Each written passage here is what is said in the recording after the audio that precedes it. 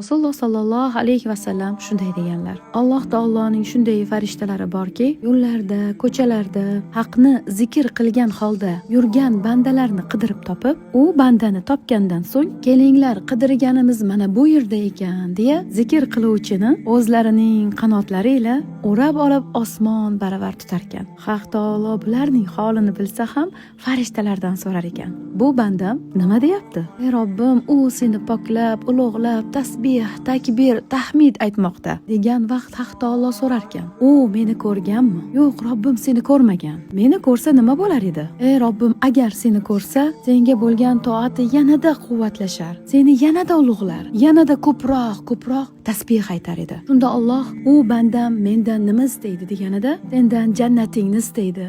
U jannatimni ko'rganmi? Yo'q, Robbim ko'rmagan hali. Ko'rganida nima bo'lar edi? Ko'rganida Robbim unga yanada ko'proq tashna bo'lar, yanada ko'proq talab qilar va kuchliroq rag'bat qilar edi. Alloh yana: bu bandam mendan nimadan panoh tilaydi degan savoliga javoban farishtalar: jahannamingdan ey Robbim.